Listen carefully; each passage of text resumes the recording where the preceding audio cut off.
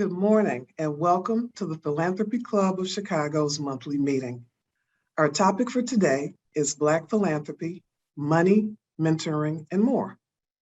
I'm Kimberly Van, Director of Foundation Relations and Grants at the Greater Chicago Food Depository, and I have the pleasure of co-facilitating this discussion with Tiffany Williams, founder and principal at T.J. Marie Consulting. Our distinguished panel includes G. Saquon Lawrence, co-founder and co-designer of Fathers, Families, and Healthy Communities, Nicole Layton, senior philanthropic advisor at the Chicago Community Trust, Ashley Leonard, co-chair of the Southside Giving Circle, and Rodney Reed, president of RLR Associates, CEO of Nxg Motorsports, and team principal of Force Indy LLC. Before we begin, Tiffany will share some brief housekeeping items, then provide an historical perspective about Black philanthropy. Tiffany? Thank you so much, Kimberly. Good morning, everyone. We are so excited that you have decided to share your morning with us. I am Tiffany Williams of T.J. Marie Consulting, a full-service fundraising and nonprofit management consulting firm right here in Chicago. Before we get started, I would like to review a few housekeeping items with you. So because this is a panel discussion webinar format, everyone is muted right now. However, if you have questions, please feel free to drop them in the Q&A feature. You will see it at the bottom right hand of your Zoom screen. We will be monitoring that feature and looking at your questions, and there will be some time at the end of the conversation, and hopefully we will get to as many of them as we can. The chat feature is also enabled. Chat away in the message box there. It should be more toward the center bottom of your screen. Just keep in mind that if you chat, everyone can see what you have, what you've sent in the chat. If everyone is in the header portion, if you'd like to chat with someone directly, you can do that as well. This morning, we will begin with the panel introductions. I know you are as excited as I am to hear from our esteemed guests. Afterwards, we'll begin discussion with some of the wonderful questions that you submitted when you registered. And then once we've done that, we'll move to the questions that you will have asked in the Q&A box today. Today, we are talking all things Black philanthropy. So I don't know about you, but I've heard this so many times, and I know you probably have too. Black folks don't give, right? So today, we are going to have some discussions, dispel some myths, and engage in dialogue around how we can better engage Black philanthropists, volunteers, leaders, and better understand how Black people have traditionally given of their time, their talent, and treasure. Despite structural racism and discriminatory practices that have blocked asset building and wealth creation in our communities, Black people have always prioritized philanthropy. Did you know that 2/3 of Black households donate to community-based causes to the tune of $11 billion per year, according to the Kellogg and Rockefeller philanthropy advisors? Black households on average give away 25% more of their income each year than white households. Did you know that? We have to change the perspective on how we think about Black giving and how we think about engaging communities of color. Now, when we think about Black philanthropy, you may say, okay, well, sure, Black people give, but it all goes to the church. Listen, as the granddaughter of a North Mississippi pastor, yes, Black people do give to religious affiliated organizations most. But that is actually true of all philanthropy in the United States. Religious giving continues to represent the largest portion of philanthropic support in the United States. However, the 3 areas of greatest philanthropic investment for Black people include giving to higher education, donating specifically to organizations serving the Black community, and of course, giving to the church. The reality is we as Black people are philanthropic in many ways, by volunteering, by sharing talents and expertise, and by making philanthropic investments. Then, when you consider the widening wealth disparities that exist here in the United States, I don't know about you, but I don't know a single Black person who, after having graduated and secured that first good job, wasn't also immediately investing in the lives and the educations of their little cousins, their younger siblings, and even helping out parents. That has been our tradition. Despite higher student loan debt, lower familial wealth, and even income disparities, Black people are still giving. It is so incredibly important to understand that while Black people are not a monolith, I would argue that there are historical contexts, economic and wealth realities, and some broadly shared affinities that should prompt organizations engaging Black philanthropists, volunteers, and nonprofit leaders to be intentional about learning, communicating, and engaging with these communities in a meaningful way. So, y'all ready? Let's get started. We will begin with the introduction of our panelists. All right, we'll go ahead and get started. Mr. Lawrence, why don't you start first? Okay, good morning. My name is Saquon Lawrence. I am the founder of Fathers Family Healthy Communities, and I'm also a founder of the African American Leadership and Policy Institute. And I'm just really glad to be here. First, I want to thank the Greater Chicago Food Depository and Forefront. And I also want to thank Tiffany and Kim for organizing this. And I just want to say I'm glad to be here with Rodney, Ashley, and Nicole. So I think that what I'd like to do is just talk about briefly the work I'm doing in this space specifically. I am a member of the African American Legacy Fund board, which is part of the Chicago Community Trust. And it is a giving circle, a Black giving circle concerned with supporting kind of startups and Black social entrepreneurs and organizations that don't have a lot of funding, frankly, and need philanthropic support. One, it's catalytic in some point, sometimes it's catalytic, and at some points it's part of the sustainability plan, just to keep groups going, to help them continue to function and do good work. So what I thought I'd do this morning is share with you our plan for next year. This is drafted this year. It's real basic, but it gives you a good sense of our kind of philanthropic thrust, our philanthropic framework, and how we think about supporting Black-led organizations. Can I get to should I pull up my slides? What should I do? Because I got about 5 slides I want to go to, which I can do real quickly. Should I share my screen? What should I do? Okay. Thank you. You doing this, Tiffany? Thank you. He's doing it, but. Okay, thank you. So our vision is to improve the quality of life among African Americans throughout metropolitan Chicago. That's our vision. Next slide.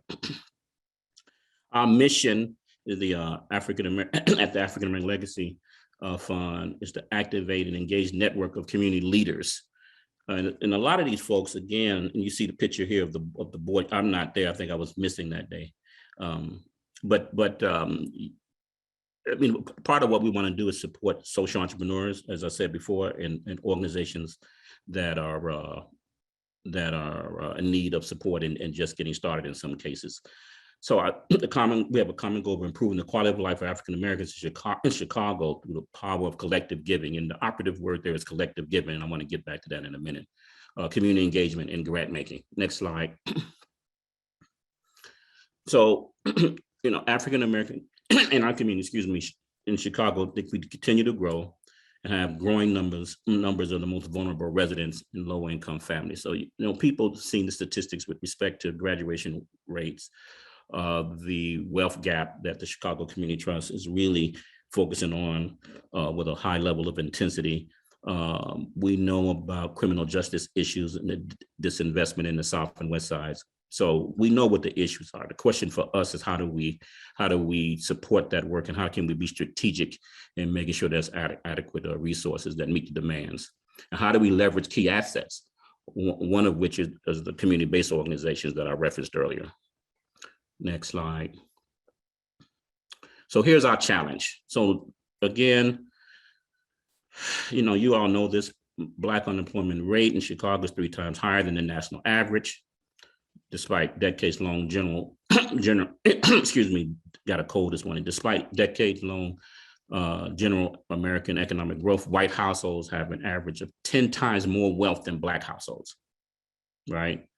Chicago's 30-year life expectancy gap is the largest in the nation.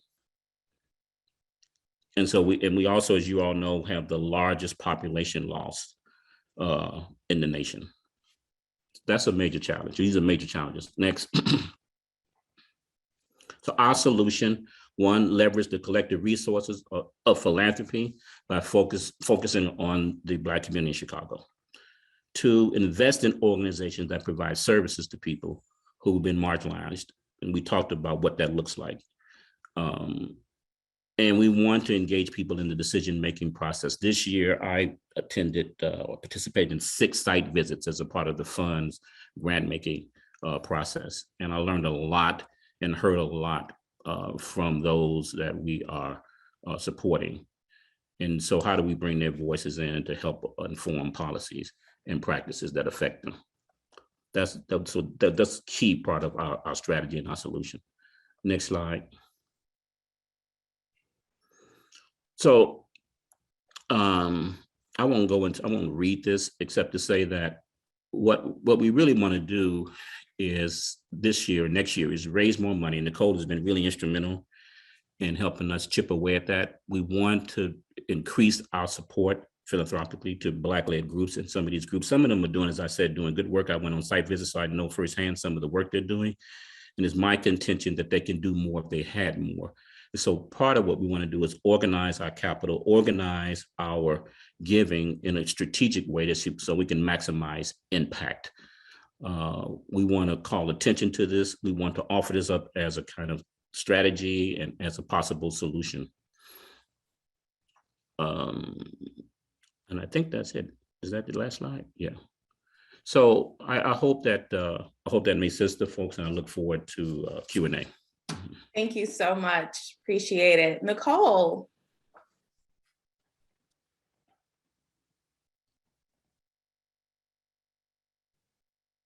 Morning, everyone. Thank you all for having me today on this panel. I really appreciate the opportunity to speak on the topic. And my name is Nicole Layton. I am the Senior Philanthropic Advisor at the Chicago Community Trust. I'm going to share a little bit just about the trust in general, which is a community foundation dedicated to strengthening the Chicago region and improving the lives of the people, who live here. Since its founding in 1915, the trust has served as a trusted philanthropic partner, connecting the generosity of donors with community needs by making grants to nonprofit organizations working to create lasting change. In 1985, to expand our grant-making reach beyond Illinois, we incorporated as the Chicago Community Foundation. The Trust mission is to mobilize people, ideas, organizations, and resources to advance equity and opportunity. And for over 100 years, the Trust has convened, supported, funded, and accelerated the work of community members and change makers committed to fortifying our region. So in my role, I've been with the Trust for over 10 years, and I'm a member of the Philanthropic Services Department. I am one of 9 philanthropic advisors on the team, and I manage over 125 donor advised funds. And donor advised funds are charitable funds, vehicles established by individuals, families, corporations, cultural institutions at sponsoring organizations like community foundations or a national charity or a single issue charity to specifically support 501c3 nonprofit organizations. So working with my donor advised fund holders, I'm responsible for building and cultivating relationships with current and prospective donor advised fund holders. I help them to identify and fulfill their philanthropic goals, and I work with them to develop a giving strategy that aligns with those goals. Also included in my portfolio are 2 of the Trust's 6 group advised funds, one of which Sequane has already talked about, the African American Legacy Fund. And I also support the Young Leaders Fund. The trust has, as I said, 6 total group advised funds, and the other ones are the Asian Giving Circle, the LGBT Fund, Nuestro Futuro, and the Persons with Disabilities Fund. So I'm going to leave it there and pass it on to the next person. Awesome. Thank you so much, Nicole. Ashley. Good morning. Just want to echo my other panelists and thanks for having me. Really excited to be part of this conversation. I'm Ashley Leonard. I'm one of the co-chairs of the Southside Giving Circle through the Chicago Foundation for Women. I am mostly going to be coming to this panel from that perspective as the co-chair, but I also have experience in the nonprofit and philanthropic spaces as a leader in different ways. So we'll also be bringing some of my own personal experience into it, but we'll mostly be talking about the phenomenal work we do through the Southside Giving Circle. My personal kind of focus in philanthropy is really education, which is where my day job is. I work with middle schoolers in Chicago Public Schools through the University of Chicago. And also, as I'll talk about more with the Southside Giving Circle, and really focused on issues that impact Black women and girls here in Chicago and across the country. And then lastly, just kind of my own personal philosophy, and I think part of why the Giving Circle spoke to me and why I'm so excited to talk about it today is this belief in democratized giving, and just, the power of pooling our resources. To so many of the statistics that Tiffany shared, a lot of the value that African Americans bring to giving is also kind of often underappreciated. So I find that the Giving Circle is a really fantastic way to expand that and be, in community with other women who have those shared interests and values and really make an impact. Next slide, which hopefully shows up. Oh, okay, so the pictures didn't show up, but I did want to give a really brief overview of what the Southside Giving Circle is before jumping into the conversation and answering some questions. We were launched in 2018 with 7 founders and 28 members, and since then have grown to 6 years. And we pool our funds, so each member gives between $500 and $1,000, and then we use that money collectively to award grants and leadership award to organizations that support Black women and girls on the South Side that are also typically led by a Black woman. And in those 3 years, I'm really proud to say we've granted $142,000 to 12 organizations. And we've also given away 6 leadership awards totaling $9,000. So there really is a lot of power in our collective giving, and we've really been able to grow that power over a short amount of time.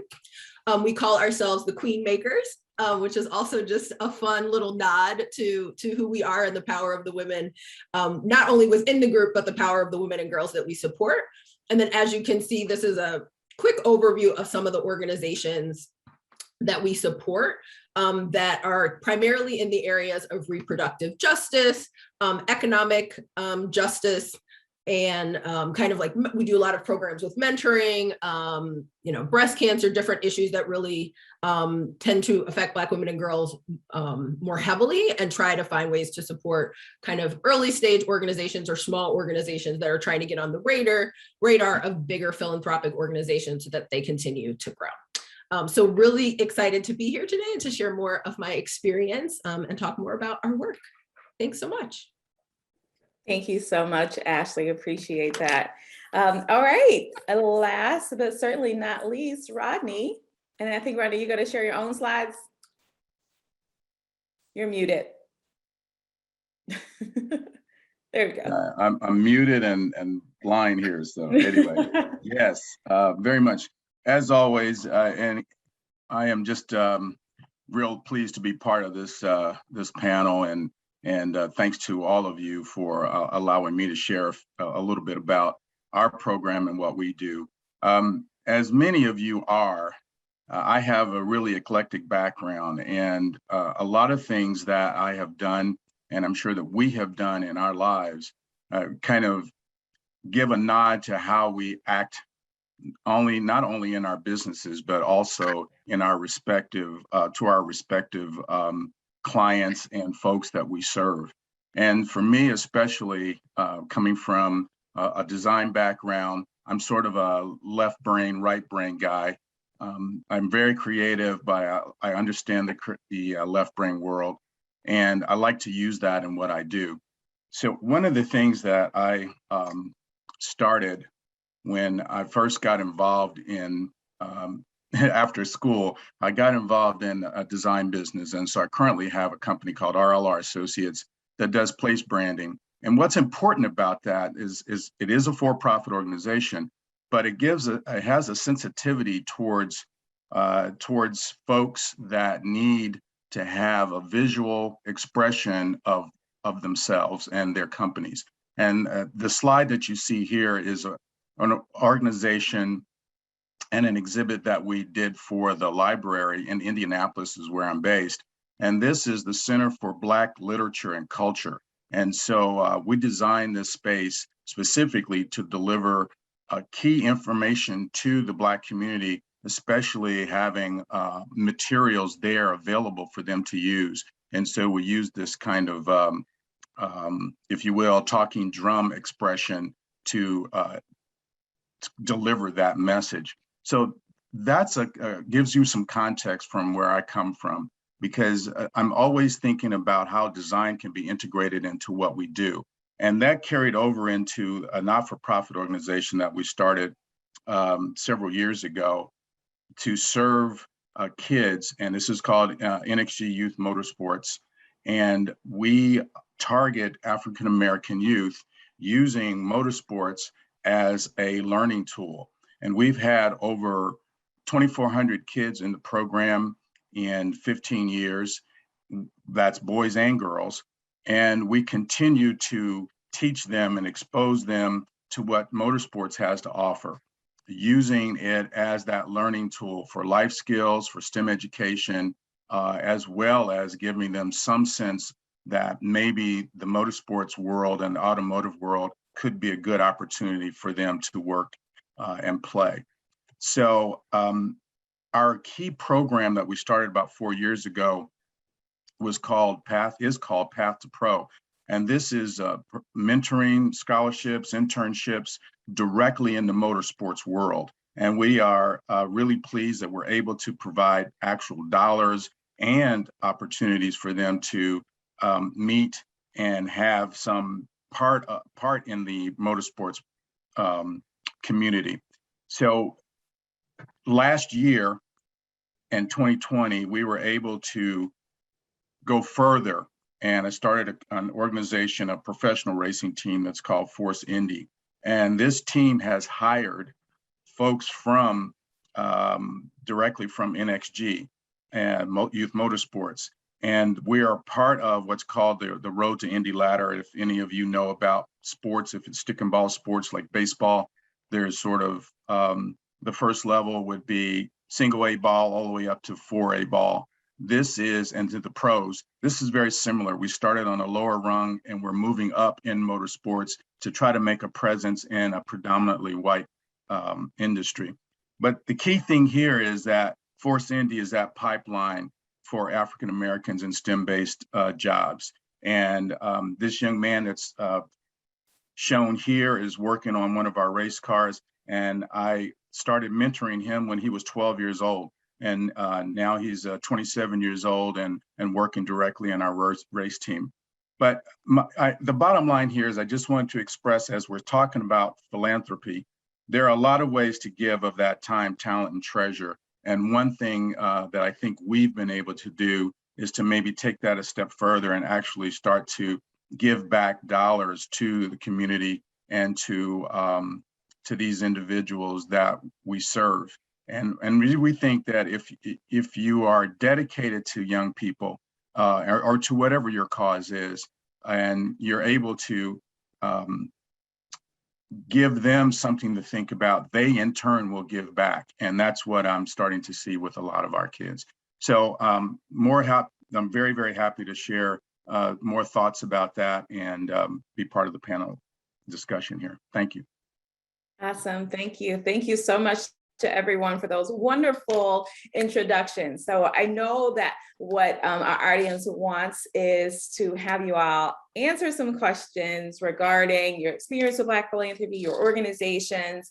So we're going to jump right into the questions that were sent in. All right. So the first question, and this is going to be for each one of you. So we're going to get through as many as we can. So I know these will be kind of like rapid fire questions. All right. So what are some of your earliest experiences with Black philanthropy in action, and how did it shape the career path that you selected? Who wants to go first? I'll go first. So actually, my first experience with this was during the Harold Washington administration. Now, this was a political campaign, so we don't think about philanthropy in that way necessarily, right? Where you're giving to political organizations. But that campaign, I was just 3 years old at the time. I'm just kidding. I saw some civic leaders, Black civic leaders, giving money out of their pocket.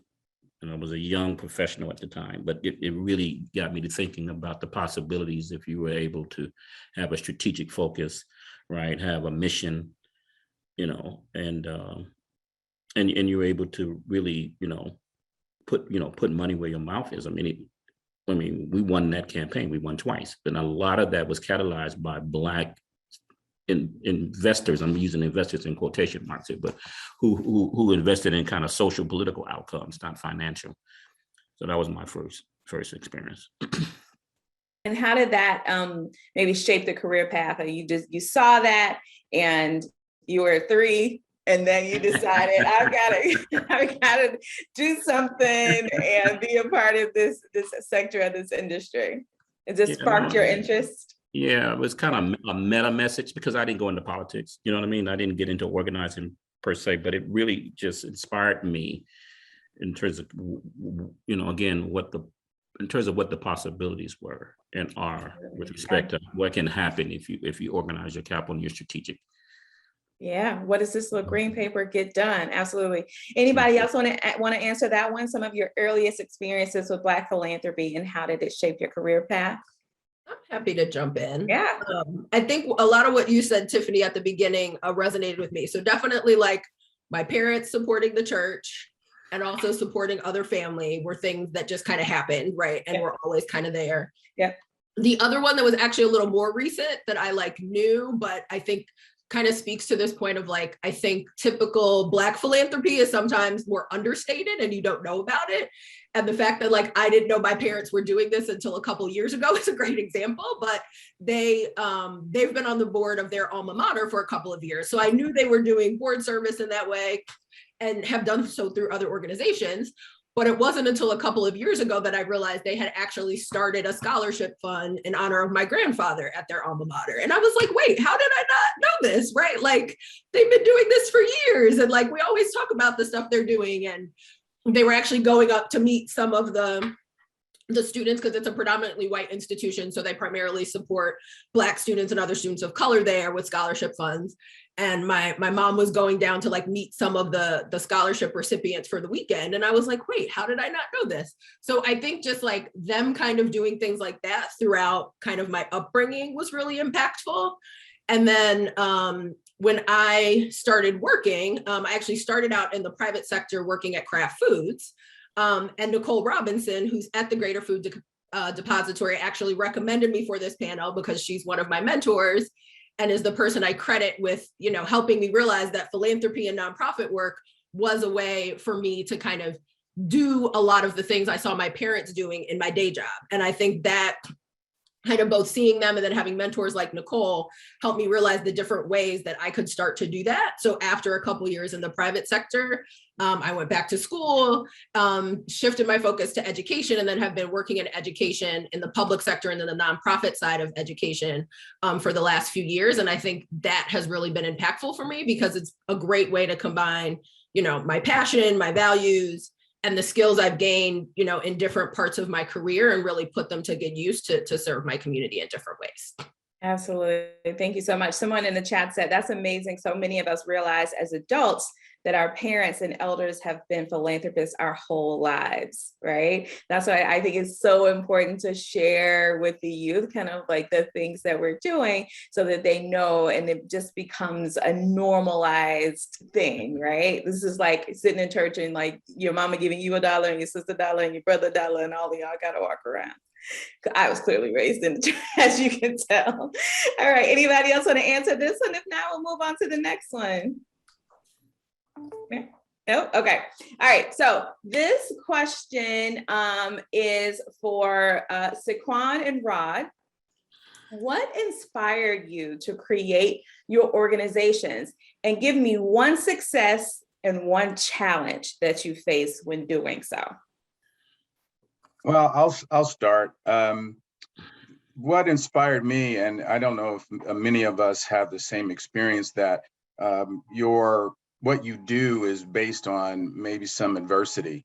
And for me, I was involved in as I talked about, in branding and advertising for several years, and someone had approached us to help out a young man who was African American get into motorsports. And I spent a lot of years working with him and found out how really racist that motorsports was. And we were in a situation that impacted us both emotionally and financially. So we had given some money to a person who literally, sort of ripped us off, and was very frustrating. And we were young, didn't know any better. And we said, you know what, we don't want this to happen to another young man or woman. So that was the impetus for Nxg Youth Motorsports, purely and simply, that we thought, if there was going to be an opportunity for other African Americans to get into sport, we were going to have to do it. And we were going to have to do it based on that adversity. And it's been an actual wonderful thing. The challenges are still there. When you mentioned, Tiffany, about challenge, we still are challenged right now because this is predominantly a white sport. It continues to be. And as we're there on pit row, we get folks who say, hey, we're so glad you're here. We love what you're doing for these young people, bringing them into the sport.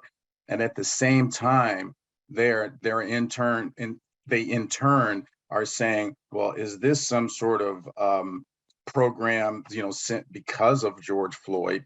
They're now allowing them to come in because of what happened to him, and folks are putting money into this. So we're challenged with sustainability. And when we talk about philanthropy, going back to that just really quickly, it's something that we have to work really hard on getting philanthropic dollars into what we're doing, both from the Black community and the white community. Thank you so much for that. I appreciate that. Thank you, Rodney, for that story. So Father's Family Healthy Communities, so it was around in 2001 at DePaul, but the 501c3 started in around 2010. And actually it was supported and catalyzed by the Chicago Community Trust, right? An Open Society Foundation. And we got $1 million to start, and it's still going strong. And so I always have to thank the Trust and Open Society Foundation every time I talk about this publicly. But the reason we started the 501c3 is because of the issues that we saw with respect to non-custodial fathers, low-income Black non-custodial fathers, and engagement with their children, right? So if you look in urban markets, you'll find that maybe 60 to 70% of households are female, single family headed. So the question is, where are the fathers, right? And so we know, based on our work, a lot of fathers want to be engaged, lots of things, lots of events and circumstances prevent them from doing so. But then there's also some other issues that we have to contend with around just some ethical kinds of questions. But a lot of what we found is that social policy prevented a lot of fathers, Black men, from participating. So our work was really about engaging them with their children socially, emotionally, financially, right, morally, and ethically, based on research that came out of the University of Pennsylvania that talks about what needs to happen in father engagement if children are going to have better outcomes. So we had a lot of fidelity around that research. We followed that, and one of the things that we learned was around child support. That when we got guys working, a lot of their probably 75% of their pay went back to the state of that child support order. A lot of people don't know that, right? If the family's low income and on SNAP, 75% of the child support order went back to the state, the family, the child never saw it. So this is, now I'm talking about, Tiffany, one of the successes, and I'll get to the challenge. But we were able to enact new legislation, Senate Bill 2340, which chipped away at that, right? That really what we call a draconian public policy, right? So because of that bill, 50% of the money went to the child. Still a ways to go, but 50% of that money. And we hired an economist, did some economic modeling, and it resulted in about $11.5 million to the state, and kind of stimulus money, because families weren't, they weren't going to save that money. They could spend that money. So that's a major, and we were the only ones in the country to be able to do that. We're really proud of that policy. The challenge is the fact that a lot of organizations, notwithstanding the work we've done, which has been pretty good, don't want to support Black fathers. Most of the work in social services for mothers. And so the trust and other groups are really ahead of the curve. But a lot of organizations, a lot of philanthropic institutions still find it difficult to, support Black fathers in their engagement with their children. Thank you so much. So it sounds like both of you saw a challenge, and then you said, hey, this is an issue. And so you started these nonprofits to help mitigate some of the disparities or some of the challenges that you saw. That's what I call taking lemons and making lemonade. So kudos to both of you all, and much success in the organizations. All right, so this next question is for Ashley. Ashley, can you tell us what types of support do you typically receive from the Black community to the funds? And what are some of your successes and challenges in terms of the funds at the community trust? So with the Giving Circle, I'm sorry. No worries. I'm looking at Nicole. I'm talking I do the same thing all the time. So I think one of our successes is like our kind of laser focus on Black women and girls. And we're kind of like just disrupting a trend where women-led organizations led by women of color are often overlooked and underfunded. So I think that's one of the things that's really nice, is we're starting to kind of elevate some of those organizations that often get missed and that people don't know about. I think another one of our successes is the fact that we keep growing year over year. So we've been able to grant more money every year because we get more members. And not only do we get more members, we keep members who tell their friends, and then we have all these great new women joining. So that allows us to continue to expand the support we can provide to those organizations. And then a lot of that support isn't just financial. Like, one of the great things about being partnered with CFW is we are able to connect our grantees to capacity building resources, because they're often very small organizations that, right, they may not have a grant writer or have, know how to write a grant. So like this year, for example, we're in our grant making cycle right now and are in the middle of doing our site visits. And like, we paired up members with each of the potential grantees so that they just had somebody to ask questions to, because some of them haven't written a grant before or applied for something like this, right? So I think those are some of the things that I'm really proud of, and the way that we operate that I think is a little different than a traditional grant maker. But I think those also provide some of the challenges, which is our funding is limited to what our members bring together, right? Like, we would love to, I think every year we're like, okay, we want to somehow fund every organization that applied that we liked, but that means we would only give each organization like a small amount of money, and how impactful is that really going to be? So those are things that are like constant challenges for us to figure out, is like, what is that threshold of impact and how do we make sure we do that? And I think something that's also challenging is multi-year versus single year support, which is, a larger challenge within, the philanthropic space, but especially in organizations this small, trying to figure out how we want to balance that, especially as we grow our membership and we do start to have more funds. Like, do we start to reserve some percentage of our funds to do multi-year grants?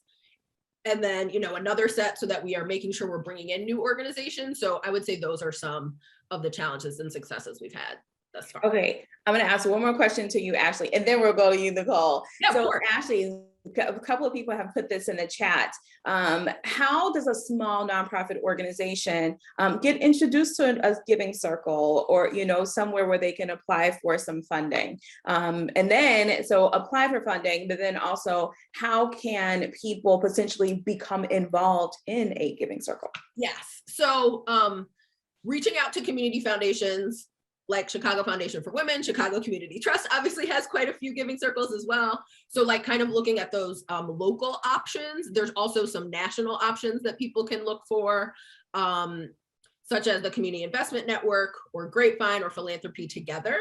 For like local organizations trying to connect with like the Southside Giving Circle, for example, all of our grantees are nominated by members. So it's either like become a member or find out who some of our members are, and share about your organizations. And a lot of them are just like people are on their boards. Obviously, they sit out of those grant making decisions, but or know of organizations, hear of organizations through friends and family. And that's kind of how they get on our radar. And then we talk about all of that collectively. And then was the other question how to get involved with the circle itself? Yes. Yes. But I think you answered that. You said like there are several of them. Yes, and then on the CFW website, there's a Southside Giving Circle page. We typically start recruiting new members around February. That's when we have our grantee celebration where we get to give out big giant checks to grantees, which is always fun. And that's when we typically invite potential new members and start recruiting. But there is an interest form on the website as well. So people who are interested can fill that out, and then we'll get in touch when we're ready to seek new members again. Awesome. Thank you so much, Ashley. All right, Nicole, I'm looking at you and talking to you this time. Okay. Tell me, Nicole, about your work with the African American Legacy Fund. What types of organizations does it support? I know, Saquon, you mentioned some of this in your introduction as well, but tell us a little bit about that work, and then tell us a little bit about what types of support you may receive from the Black community to help advance the missions that you support through that. So just to give you a little history. So in 2003, with the encouragement of a few of our African-American board and staff members, the Trust founded the African American Legacy Fund as a philanthropic and educational initiative. One of its strengths is that it's led by African-American civic and community leaders, and its focus is to provide support to Black serving, Black-led community organizations in Chicago.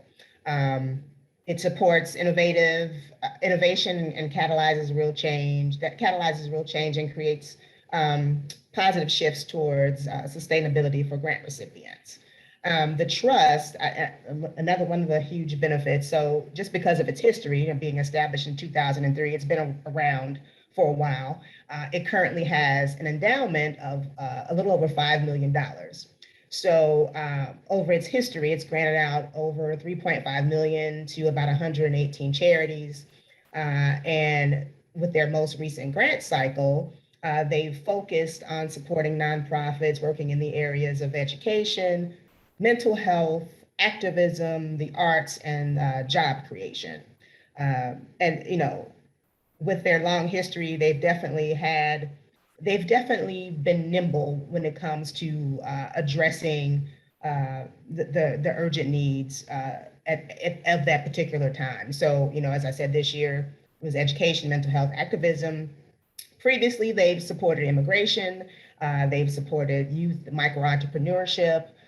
So they have definitely been able to shift their priorities depending on the issues at that moment in time.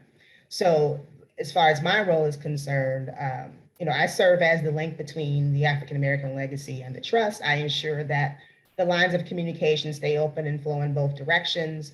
I provide advice and counsel to the AAL leadership, their grants consultant, their fund coordinator on matters that are related to the endowment, the operating budget, grant making, and the events that they host. And I also do a little fundraising on the side for them as well, quiet as kept.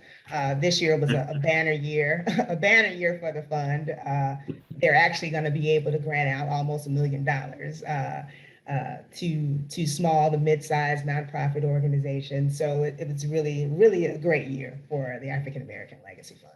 Awesome. Thank you so much. Okay, so the next set of questions is really, I said the first one's rapid fire, but this really is, because I want everybody to like answer the questions, but like in 30 seconds. So I want to get to as many as possible before we move on to the questions that people are asking. And people are asking tons of questions in the chat. So keep the questions coming. Thank you everybody for engaging in this way. People are asking about how elitism is combated in the giving circle, how to attract grant making foundations. So we're going to get to all of that. So let's start out with some of these questions. Raise your hand if you want to answer, and raise your hand if you can answer in like 30 seconds. All right. All right. Share with attendees how you imagine organizations might be more balanced in their fundraising models to include more people of color, and in particular, Black people. Anybody want to take a stab at that one? Are we talking about 501c3s? Yes, nonprofit organizations, how nonprofit organizations can engage more Black people to be particularly donors. Nicole wants to take that. I can tell. Nicole wants to take that. Yeah. Okay, Nicole, you're me. Oh, there you go. Okay. Yep, let's do it. Well, I think it's important, number one, it's important because, as any fundraiser knows, the majority of gifts in any campaign come from individuals. So why wouldn't an organization increase its chances of hitting its fundraising goal by, not having a diverse donor pool? Number two, representation matters. If an organization can reflect in its annual report, its newsletters, and its events that it's successfully engaged a wide range of donors, then it would likely it'll continue to struggle with diversifying its donor pool if folks don't feel like they're being represented, or they don't feel like they're welcome or valued. So it's definitely important to do that. And I guess several ways that it can be done is just using those folks who are already friends of the organization, close to the organization, as resources. As Sequane is going to be hosting an event on November 17th. He's opening up to his network to talk about his donor advised fund that he's recently opened. So, using those folks who are passionate about philanthropy, who are close to the organization, and who want to encourage their peers, their networks to get involved as well. I mean, that's definitely one great way to go about, potentially diversifying their donor pool. Thank you so much. Sequane, did you want to add to that? Yeah, no, I appreciate that. Thanks, Nicole. Yeah, and I do want to stress, I wanted to talk about this earlier, and I'll be brief. Maybe we can get into it a little more later. And that the donor advised fund, folks don't have to be like millionaires. I have to work really hard to disimbue people of this. So, because this event that Nicole just referred to, we're going to do this, and Helene, Dr. Gale is going to participate. We're going to have other folks with donor advised funds. We'd like to get some grantees, people who benefited from the African American Legacy Fund, and others, other donor advised activity. But I want folks to show up for that. So if they can send information maybe to you, Tiffany, and we can get that information out to them, because I like for everybody on this call, is like 102 people here to register and sign and show up for that, because I think they'll learn a lot about how to catalyze their giving, even if it's just a few $1,000s a year, $5,000 a year, whatever. It's a different question. It speaks to a different question you posed, Tiffany, but I think it's really important that folks think about how they can give, and how they can kind of organize their capital with other family members, colleagues, folks at work, so that they can maximize their impact. Thank you so much. Okay, I'm going to ask. Oh, okay, Rodney. Yeah, just real quick. It seems to me that the not-for-profits, including like ours, we have to do a great deal of education to the folks that we serve. So I think one idea would be to consider it more as a program on the programmatic side of what you do, is to say, you can be philanthropic. I think a lot of us, and I'm not suggesting that we're ignorant, but the word philanthropy doesn't roll off the tongues of folks that I serve. And so when you say to them, I want you to give, I think if we express and educate that's giving. Your $25 that you are offering outside of the fee for programming, that's a gift, that's a donation, and it's philanthropy. So I think that's a real big part where we're missing the boat with Black folks. And I will have to say that a lot of them feel like, I think on the organizational side, we feel like when we ask, we're begging, as opposed to just coming out and saying, wait a minute, this is part of what you do when you have a not-for-profit. Absolutely. Okay, so I'm going to add one thing to this because somebody specifically asked in the generated questions. So I think what's really, really important in this part of it is to help people see their giving as an investment in the community, right? Like, not that it's just giving to an organization who's doing like all of these things. But the reality is, and all of you all know this, and I know this because I work in nonprofits, if you really want a seat at the table, and if you really want decision-making, influence, a lot of that comes from volunteering, from giving, from being a part of these nonprofit organizations. So I wanted to add that. Someone else asked, we had a couple of questions about how much was more money going toward Black organizations in the wake of the social justice protests of last year and Black Lives Matter. And I just wanted to share a stat with that. So the known grants and pledges in support of racial equity from 2011 to 2019 was $3.9 billion. So you've got a span from 2011 to 2019, $3.9 billion. This is what I'm telling all of my Black-led organizations. No, this is the time now, right? Because just 2020 to 2021 year to date was $14.7 billion.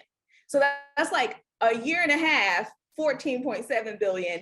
2011 to 2019, 8-9 years, $3.9 billion, right? So people are giving, and yes, those concepts from last year have shifted some philanthropic affinities and priorities. So that's the answer to that one. Another question is, several studies, including a recent one undertaken by Bridgespan, reveal that Black-led nonprofit organizations receive significantly less funding than those led by white counterparts. What roles can foundation grant makers and corporate donors play to help ensure more equity in Black-led nonprofit leadership? My response would be to create more of the African American legacy funds. Go to the source, grab those individuals, African Americans, the civic leaders, the community leaders, gather them together, create a brain trust, create a fund, and use that fund to disperse the dollars to the African American community. That was the sole purpose of creating the African American legacy back in 2003. The founding member, one of the founding members, Frank Clark, his quote, I can quote him as saying, this fund, I want to use it to help teach African Americans to give beyond the church. So this is definitely a way. The giving circles, affinity funds, they offer leadership opportunities as far as, working on the funds, grant making, participating hands-on, going out into the community, participating in site visits, proposal review. There's just many opportunities for education and for growth within the affinity funds and giving circles. Absolutely. Yeah. I think that a lot of the organizations that are, seeking Black leadership or Black employees, they'll say, hey, we want someone to help us with the grant making, and they'll hire an African American to focus on those organizations and communities.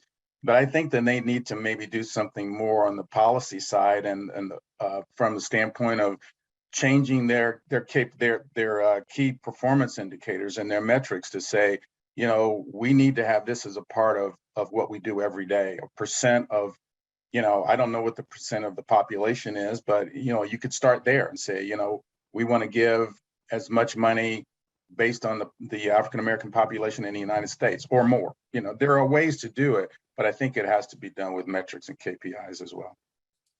And just Yeah. to add a little bit to Nicole's point, I think one of the things we've seen in the Southside Giving Circle is our grants are often a catalyst for larger funders as well. So it's also like some of those corporate foundations or kind of your big ticket foundations looking to a giving circle that does have a more local focus to get ideas for who you can fund and like help elevate those organizations further. Because like I said, one of our challenges is we don't have that kind of funding that they have. We don't have millions of dollars, right?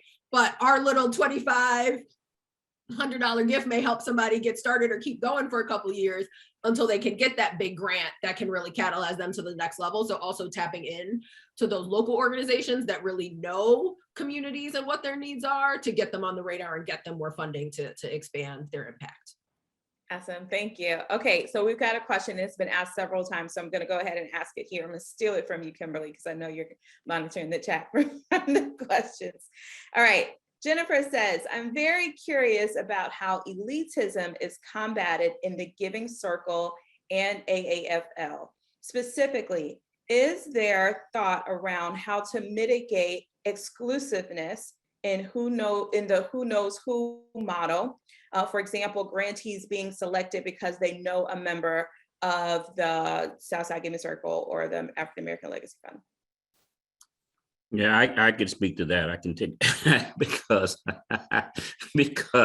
the good again. I think it benefits us, and I certainly got a lot of going on the site visits, and I can tell you that and Nicole can attest to the organizations that we're funding. I don't think it's because they know someone on our board. That may be the case, right? I mean, let's keep it real. But I doubt very seriously if that's how or why they're getting funded. These are groups that have authentic voice. They really are doing, a lot of them doing incredible work. So I can speak for us, and I probably the same thing with Ashley. It's a really interesting thing to watch and see when you have Black folks, which I kind of talk about it in this way. It's like Black folks sitting around a table, really having these really interesting and deep conversations about how we make a difference, right? How do we do good? And my only consternation is that we're not giving as much as I like for us to give. And I don't think I'm alone. I like to see us triple, quadruple the amount of money we give to some of these groups, right? Because I think they're doing good work and I think it can make a real difference. But it's not based on them knowing any of us or having that kind of relationship. I just have seen no evidence of that. Go ahead, Nicole. Yeah, and I would just add that the RFPs are sent out through our grant system to all and any organizations that fit the criteria of the African American Legacy Fund. And the process is managed in coordination with myself and their grants consultant, who is not a member of the African American Legacy Fund. So it's definitely, there's a third party involved who pretty much goes through the list of organizations, the proposals, and then presents information and shares it with the members. So it's a very fair process, definitely. But Yeah. I want to say, but I do appreciate the question though from Jennifer though. I think it's a good question. Go ahead, Ashley. I'm sorry. Go ahead. No problem. And I'll just add so everything in the Giving Circle is also like all members vote. So everything is like majority vote. And when I was saying we get all of the potential grantees through members, that doesn't mean they know a member. It's like a member heard about an organization. Like they may have just seen, read an article in their local newspaper about a really cool organization. They're like, I think we should look at them. And then we do due diligence as a group to say, oh, these organizations fit our criteria in the areas we focus on. They support Black women and girls. We think these would be worth doing site visits and learning more. So it isn't just like somebody and you get in, but we ask members, do you have recommendations? Do you have friends who might know other organizations that may not be on our radar, so that we are expansive? And then, typically we get between, I would say, 15 to 25 organizations that come to us. And we typically try to look at most of them, and a lot of them do go to the site visit process, and then we kind of whittle it down from there. Once we, again, address the kind of focus areas we have, but it is a very kind of democratized process where everybody gets a say in the group, and we're very collective in both like our decision making of like who is going to get the grants and how do we make sure we're also touching and tapping into those smaller, like really community-based organizations that are often not kind of tapped into and granted some of these funds. Absolutely. Thank you so much for that one, Ashley. So just a couple of tidbits. Diversifying the donor pipeline takes intentional time and talent investment, right? It's not, and Jennifer put that in the chat box. Doing this work is simply embedding oneself in communities where you're not where you're not the majority, and expanding the network and increasing funding. Great point, Rodney. We need to define and educate about philanthropy. It's not just a wealthy word. I always say, if you give $1, if you give 1 hour, if you give 1 seminar, that is a part of philanthropy. So everyone is a philanthropist if you do that. Okay, a question someone had, and this has been asked in different ways, but how can white fundraisers ensure that they are being sensitive, that's the question, when working with Black donors? And so that is being asked in like that way. And then also like how do organizations that serve primarily Black and BIPOC communities better engage or recruit leadership if they are majority white led? Any thoughts on how they should be thinking about that? Well, I would say it's definitely the responsibility of the organization to do the work, to unpack some things, do some DEI reflection, because, you know, unconscious bias is real. And, you know, white supremacy culture is real, and we've all been affected by it, whether we realize it or not. So, you know, definitely they have to, I recommend that they do some unpacking, and that's where the trust is at this moment. You know, we're doing some DEI work and, you know, using a DEI lens to look at our grant making policies and practices, to look at our internal practices. So it's definitely the responsibility of the organization. You know, one of the things that I've been working with, because obviously what we do very different than all of you. You know, we are a, you know, serving organization, but I would say that 99% of the funds that we have come from you know, white organizations and white donors. And it's interesting because there's been this discussion, you know, with the DEI stuff, as you talk about, Nicole, and they're trying to unpack. But I tell you what, what happens is they unpack that suitcase on our desk. You know, they say, oh, okay, let me hire the diversity and inclusion officer, and we got it done. You know, so now that we got this person in place, and I've been chatting with a particular individual that works in motorsports, and is just so frustrated because, you know, once they put him in place, he has to fight tooth and nail to be able to go back to the leadership, you know, to the C-suite, and get them to listen to the things that may be necessary to continue, you know, the initiative. And right now, and I'm just sad to say, I don't know, I'm curious from your perspective, the panelists and so forth, I'm curious as to what you're seeing from what I'm calling this fall off. There was this big wave, as Tiffany talked about, of money coming into organizations because of social justice and George Floyd. We're seeing it dive way off now, and it's starting to. We're thinking that maybe in another year, it'll just be another little blip it, and the dollars are starting to trail off as well. So anyway, my point is, I think we've got to keep holding their feet to the fire, those organizations, and say, wait a minute, don't just put a Black person as an officer, a DEI, and then for DEI, and then say goodbye, and we've done our job. Yeah, I think that I appreciate that, Rodney.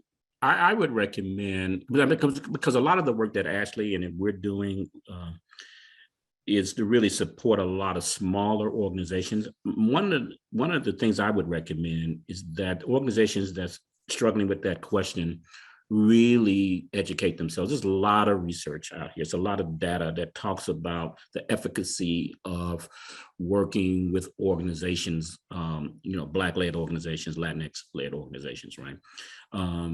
What it means in terms of a social, return, right? And there's a lot of data and a lot of research that talks about it just being good business.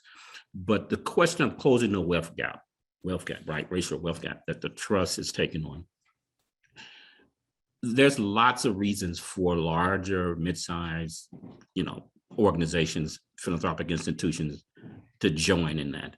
I could cite several reasons, not outside of the moral and ethical one, ethical questions. But because when you do that, you have a better democratic society. You have a better economy. You have stronger social institutions. So Nicole can talk about this probably better than I can. But I think that's where a lot of foundations can kind of, align their interest with these big heroic kinds of charges and these big, these big problem-solving social entrepreneurial initiatives like the trust is engaged in. I don't know if that makes sense, but that's what I would recommend. So thank you so much. Okay, we are right on time. I am going to, first, panelists, you all have been awesome. Thank you for engaging these questions. We are not done. We have some more questions. And so I'm going to turn it over to Kimberly to take it from here and engage some of our audience with some of the questions that they have put in our chat and in our Q&A. Tiffany, thank you. We have so many questions between the Q&A screen and the chat screen. So I'm going to navigate between both screens. Karen asks, how do panelists define Black-led organizations? Does the ED need to be Black? How about organizations that have significant Black representation in senior leadership roles, but don't have a Black ED? Would this type of organization not be of interest to Black philanthropists? And I'll stop and let you answer. Whoever wants to answer.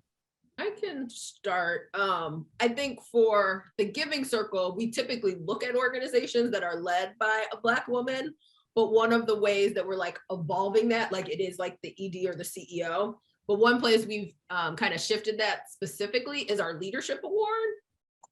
We've been more specific in the last 2 years about looking at an emerging leader, an established leader, kind of women at different phases in their career so that we can tap into those other levels of leadership in an organization and support those women with kind of individual funds to support their continued professional growth.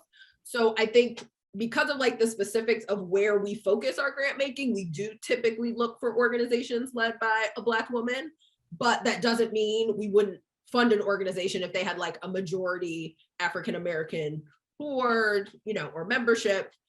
All of those factors kind of come into play, but that is kind of a focus area of ours. So we do tend to kind of focus on it a little bit more, but that would definitely not negate anyone from being part of our process. Okay.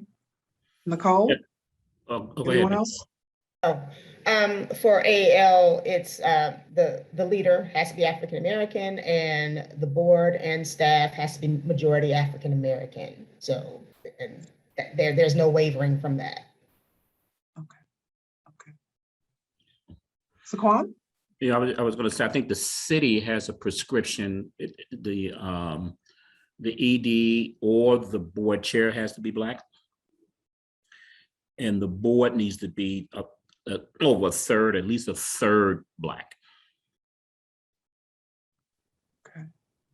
Yeah. Okay. Or people of color. They use people of color. They use BIPOC, but for the purposes of this conversation, which I think a third needs to be, the board needs to be Black. Okay, Jean Robinson in the chat has a great follow-up question. Is anyone tracking the growth of minority-led organizations in Chicago? I can say that the African American Leadership and Policy Institute, which I am a founder of, and now I was the director and now I'm the vice president because we do policy and research, did an analysis of workforce development organizations specifically in Chicago. And so we're tracking that, and that's not a good story because most of the money, most of the grants from the city going to workforce development were going to white-led organizations, notwithstanding the disparity with respect to unemployment rates and the need. But that's the only thing that we've done in terms of tracking Black-led organizations and growth. And I say, I frame it that way because that lack of funding and the lack of equity in that category of funding undermines, the development and growth of that particular sector. I can't speak to some of the other sectors, but in workforce development, employment and training, yeah, it's not good. Okay. Okay. Anonymous attendee asks, would anyone on the panel be interested in speaking to Black philanthropy in support of Black artists in Chicago, specifically dance and music? Thinking especially of Chicago-born forms such as footwork. I have nothing to say. Okay. I have nothing. I'm interested in what my my co-panelists. I just Anyone else? So the question is to speak to it specifically related to arts, footwork. Yeah, I'm kind of lost for anything with that one in particular. I know the arts is underfunded, and AAL definitely supports the art or supported the arts in this particular grant cycle. I know I have a large array of donors who support the arts in Chicago, and organizations like Red Clay Dance and Kuumba Links are also grantee recipients of a variety of my donor advised fund holders. So I know there's a need. There's definitely a need. How to meet that need, I'm not exactly sure. Okay. Okay. This is not directly related to speaking to this organization, but I just thought of something. I know what they're doing. They're looking for funds, and that's a great thing. We did something that was really unique in Indianapolis, is where I'm based. We're known for the Indianapolis 500, and the month of May is a big racing month. And of course, we're tied to that as an organization. But because of my background in design and art, I had an organization that approached me because they were wanting to raise funds, and they said, can we do something during the month of May, and how could you help us? So what we ended up doing was we worked with the local arts community. This was visual and made arts, sculpture in particular. They decided to have artists, and this was an eclectic group of artists, make design charcuterie trays. And the charcuterie trays were put up for sale during the month of May. And they used the motorsports community to say, hey, this is party month, buy your charcuterie tray.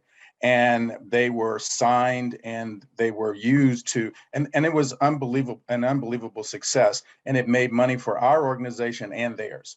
And each one of these artists got a chance to keep the funds for the charcuterie tray that they designed. So I guess what I'm saying is maybe think creatively about ways you can engage organizations that you wouldn't think of. We're not an arts organization, but we worked with an arts organization.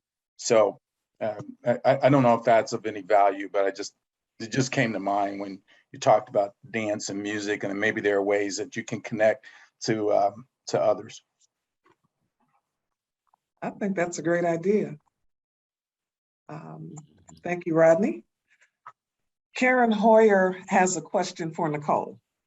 She would like to know if you are in a position to educate DAF leaders about organizations they may not already know about. If so, how does that work? Yes, so I'm assuming that when they say DAF leaders, they're talking about individuals who have donor advised funds. So, with my portfolio of funds, my donors will reach out to me randomly and, ask for information about, XYZ organization.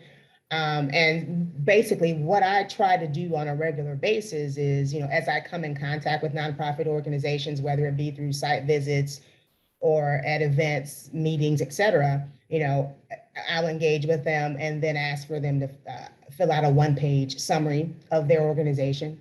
And then I collect those one-page summaries and file them and just have them available to share with my donors whenever, someone asks for an organization in early childhood education that I know of doing great work or doing really good work in the girl mentoring, really great girls mentoring program, So I'll pull out that one sheet, share the information, and then from there, if the donor is interested, I connect the donor with the organization, or if they decide to make a grant, then they make a grant to the organization. So that's how that's facilitated. Okay, great. Thank you, Mhm. Nicole. You're welcome. Matthew Lucas would like to know, how do you educate the community about the importance of individual philanthropy to support the organizations in the community? Well, I mean, that's part of what we're after. That's what we are committed to do. I mean, when I say we, I'm talking about those that are interested in getting more folks to establish donor advised funds. It's not the only way, but I think it's a really smart and strategic way to do that. One, the tax write-off is the best. I mean, you're not going to be able to do better than that, I don't think, with respect to your tax situation. But more importantly, you're able to focus on, I think if we organize, again, I keep going back to this whole question of organizing and being strategic so that you can maximize your impact. I think, establishing a donor advised fund, again, it's very, very smart, but I think it allows you to join a community of advisors and philanthropists to have these kinds of discussions in terms of where you think you can maximize your impact, right? It could be that you give, your resources to the work that Rodney's doing, right? It could be giving it to the Greater Food, Chicago, which is one of my favorite organizations, by the way, Kim, So Thank you. say, but you see what I'm saying, though, right? It's a way to really do something really bright and smart. I wish I'd done it years ago, in terms of tax liability and reducing your tax liability as an individual, but to really do good. Okay. Thank you, Saquon. Tiffany, what would you like to add? Yeah, so I'll just say this to the question about individual donors and trying to engage individual donors to support smaller organizations. So here's the thing, big white-led organizations have been doing this for a really long time, right? So they had a really long head start on philanthropy and understanding donor speak and donor language and how to craft messaging that donors respond to and that they want to hear. And I will say that it is really the responsibility of the nonprofit organization to craft messaging and to learn the fundamentals of fundraising. I'm always going to be like, fundamentals of fundraising, so that people can understand what you're doing. I've been raising money for a really long time, and I say, okay, what is your case for support? And people will say, well, this is what we do, and we do this over here. What is your actual case for this year? What are you doing? What do you need to get done what you want to get done this year? What has been the impact of the philanthropy that has already come through your organization? How have you crafted a plan, a strategic plan, a fundraising strategy and messaging that speaks directly to how people could and should invest in your organization? What is it that you need? If I walked in with $10,000 right now, what would it go to? And I can ask many different people in the organization, everybody would tell me something different. But if the organization itself has priorities and they are clearly stated and there is a culture of philanthropy, everybody's answer should be the same, because you already know what your priorities are. You already know what you need to raise money for, right? You can draw a line from that $10,000 to some program, to some impact that it makes. And that is true for individuals. You got to draw that line. That is true for foundations. You got to draw that line. That is true for philanthropy in general. So I just want to always interject when we talk about like fundraising for smaller organizations. And I know it's a struggle. It's like, how do you get $5 million? $10 million, get $10 million, right? And it's like, because they've been doing this for a long time and they know the messaging and they know the craft. And I would say, if you're a fundraiser listening on this call right now, if you're a nonprofit leader, if you're raising money, make sure that the fundamentals, that case for support, your leadership team is intact, your plan, your messaging is clear and consistent across the organization, so that when you go into these funders, individuals, corporations, and foundations, you know what you're talking about, you have your things together, and you'll be taken, I think, more seriously as a viable organization. And that just really is the foundation for raising money. So I'll say that, and I'll give it back to you, Kim. Okay. Thank you, Tiffany, for sharing that useful and necessary information. I'm looking at a comment and question from Judith Coleman. She says, Rodney touched on something that resonated with me. And I've been thinking, do we really think this focus on social justice and inclusion is something that is going to continue, or are we, quote unquote, in a place? Hey, I'll start off by answering. I think we're in a place. I don't. I wish I could say differently, and I'm only talking from my lens. I see that we started earlier this year, really going back to those funders and saying, you know what, we're relevant right now. You know, I understand you see us, and you finally showed up. And keep in mind, we're a 15-year-old organization, and we just now was noticed by this particular group in motorsports. And they go, oh, there you are. Well, yes, we're here.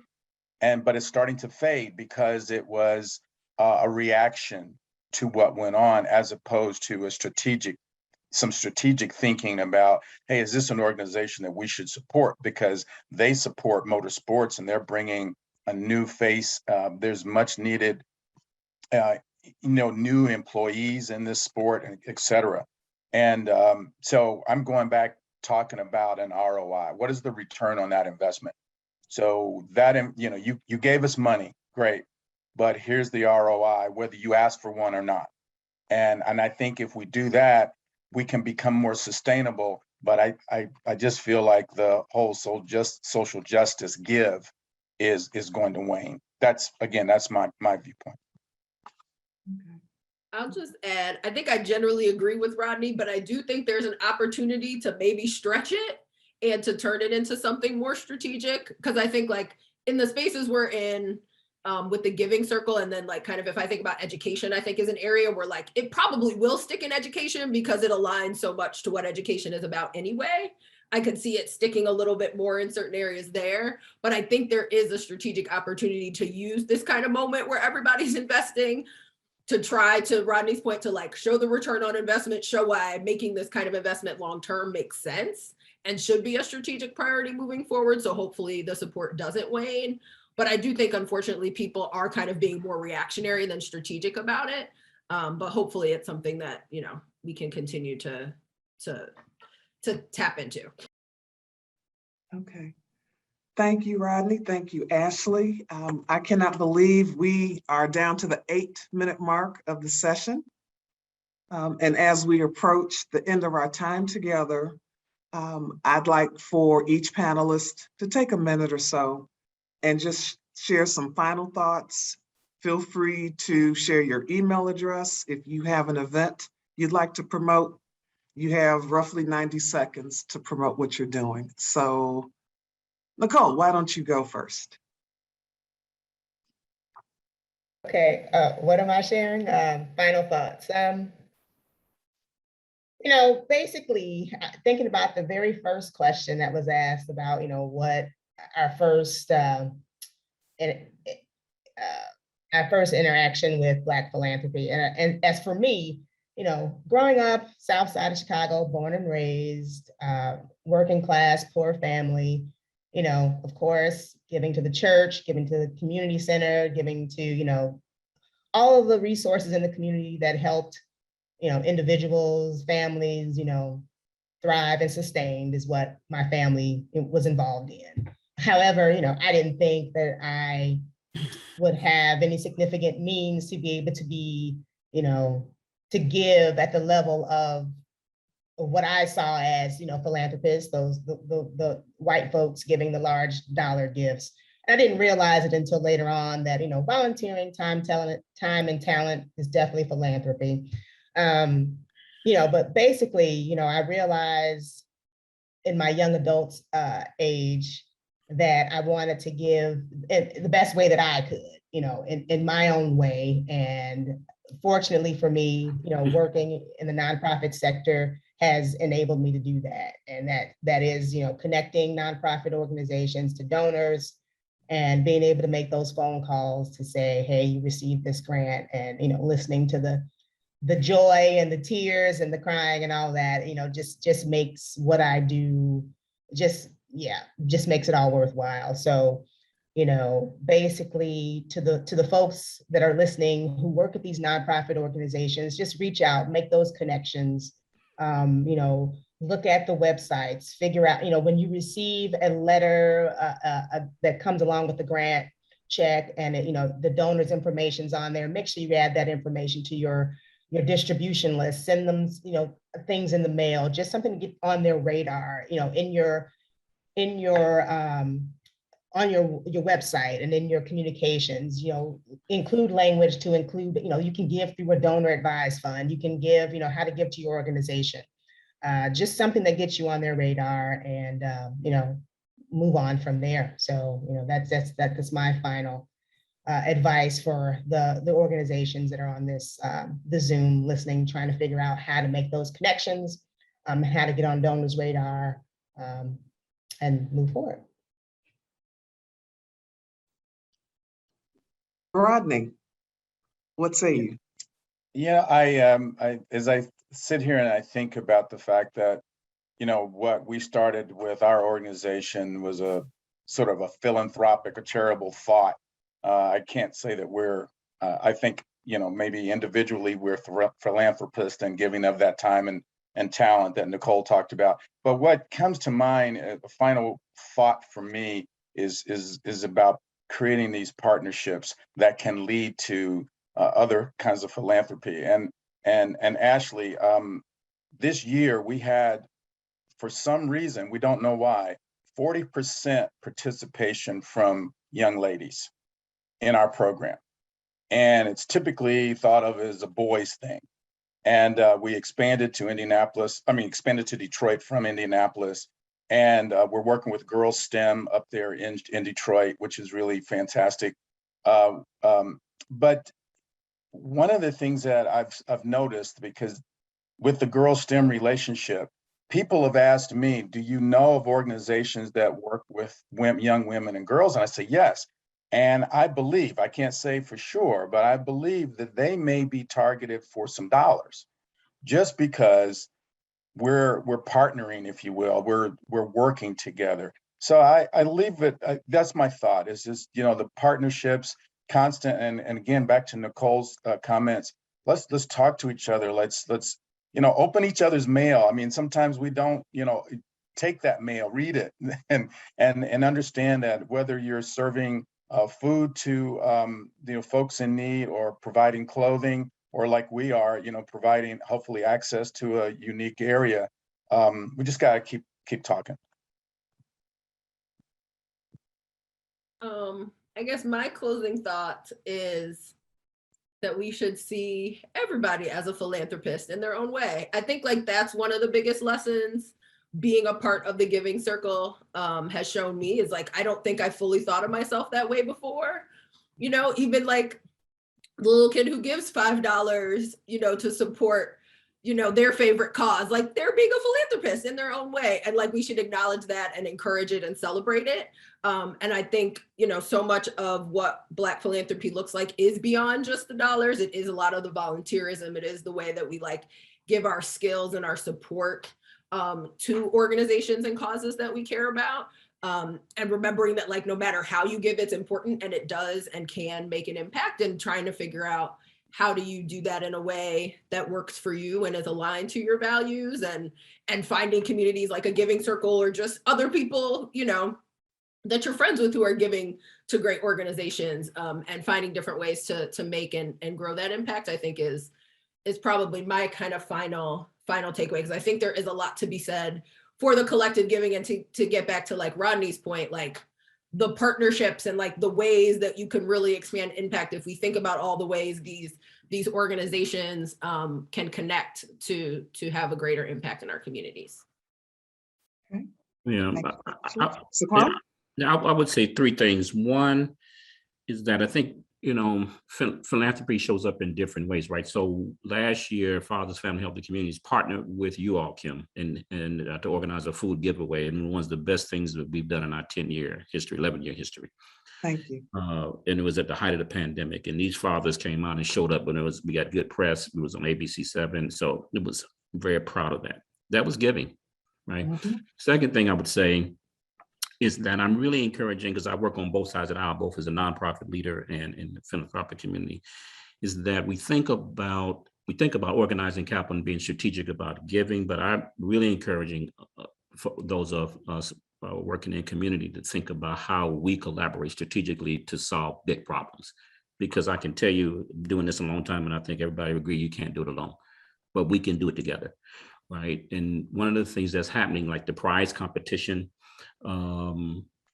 last year, and which was going on for a few years. I think another round, they're getting ready to do another round where there was $10 million awarded to strategic collaborations to try to solve big problems in neighborhoods. I think that is a viable model, and I'm encouraging the philanthropic community to really support and do more of that. So it's not just Pritzker and a few others, but that, the Ford, Trust, MacArthur, Kellogg, others think about pooling and uniting their funds and where you're talking about huge amounts of resources to solve huge problems. And the last thing I'll say is that the Don't Advise Fund, I'm going back to that. I think it's a really viable way for folks who want to give to do it in a smart, elegant way. That's good, I think, financially for themselves and their families, but also a way to do good. Okay. Thank you, Saquon. I can't believe it's now 10:30. So in my final few seconds, on behalf of my amazing co-facilitator, Tiffany Williams, I'd like to thank the panelists and all of you who have shared some time with us today to discuss this very important topic. I also want to extend my appreciation to Kenitha Key Montgomery for working her magic at Forefront for her outstanding assistance. Please let us hear your thoughts about this session, as well as ideas for other Phi Club programs by completing a survey you'll receive later this week. Thanks again. Enjoy the rest of your day. Take care.